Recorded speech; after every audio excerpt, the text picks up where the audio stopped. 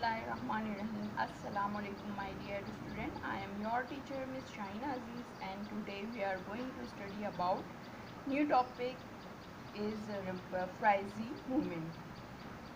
इससे पहले हमने रिवाइवलिस्ट मूवमेंट में शाह वलीउल्लाह की मूवमेंट पढ़ी थी और कौन सी पढ़ी थी बच्चों?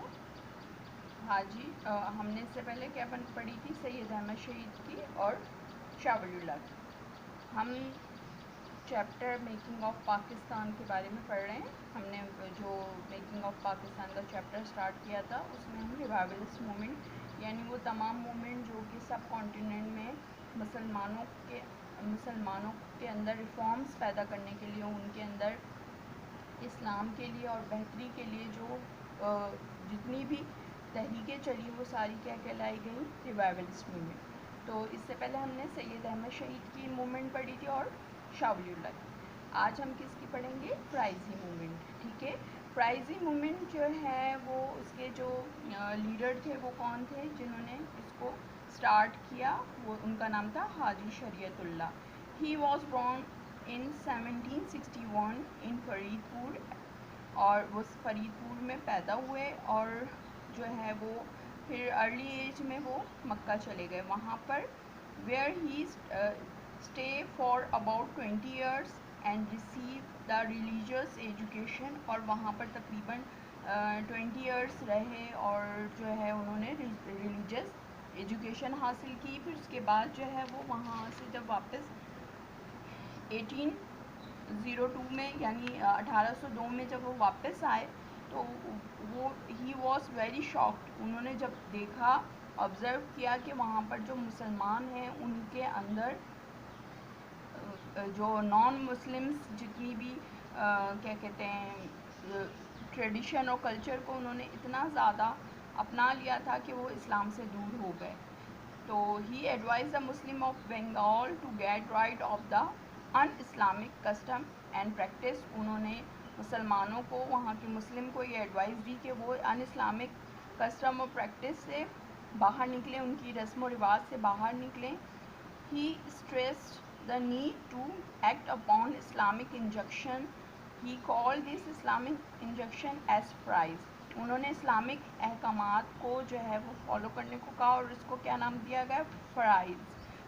इस फ्राइजी मूवमेंट आप देखें ना, ये इसके नाम से ही शो करती है कि फ्राइजी मूवमेंट का क्या मतलब है, यानी मुसलमान अपने फ़राइज़ की तरफ वापस आएँ। ठीक है, और उनके जो बेसिक ऑब्जेक्ट थे फ्राइजी मूवमेंट के वो क्या था कि was the basic object of Frizy movement was to eliminate the un-Islamic custom and tradition which prevailed among the Bengali Muslim। उन्होंने जो है मुसलमानों के अंदर जो ये रस्म व रिवाज, हिंदुआना रस्म व रिवाज जो शामिल हो गए थे उनको ख़त्म करना उनका मेन पर्पस ये था। और उन्होंने मुसलमानों को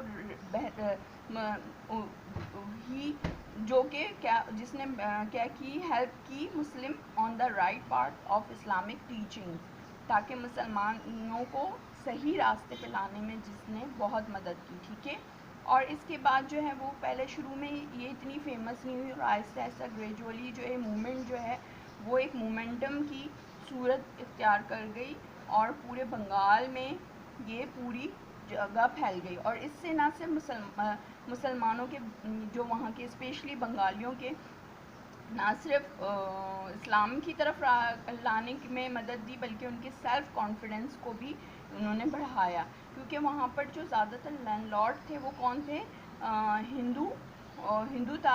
हिंदू थे और वो ब्रिटिश थे। तो उन्होंने मुसलमानों के फिर आगे जाके ये जब शरीयतुल्लाह की डेथ हो गई 1840 में, तो उनके जो बेटे थे मोहम्मद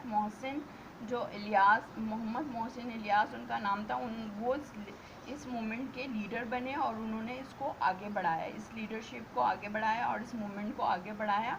उन्होंने ना सिर्फ लोग वहाँ के बंगाली मुस्लिम को इस्लाम की तरफ राग़िब किया बल्कि उन्होंने वहाँ के जो मज़दूर और किसान थे उनको भी अगेंस्ट जो लैंडलॉर्ड वहाँ के हिंदू लैंडलॉर्ड थे और ब्रिटिश ताजिर जो थे, बिजनेसमैन थे, उनके ख़िलाफ़ खड़ा किया, जिसकी वजह से क्या हुआ, वहाँ के जो لوگ تھے وہ انگریز اور ہندو جو ہے وہ دونوں ان کے خلاف ہو گئے تھے، لیکن انہوں نے اس چیز کو ختم نہیں کیا اور اپنی آخری سانس تک اس مسلمانوں کے لیے اسٹرگل کی، جس کی وجہ سے وہ کیا ہوئے، بہت زیادہ فیم ان کو حاصل ہوا، اور وہ بنگال کے جو مسلمانوں کے اندر کانفیڈنس دلانے میں ان کا اہم رول پلے ہوا. ٹھیک ہے. اب نیکسٹ کلاس میں آپ کو بچوں نیکسٹ موومنٹ جو کہ ہوگی ہماری علی گڑھ موومنٹ، اس کے بارے میں بتاؤں گی. ٹھیک ہے. اوکے. اللہ حافظ.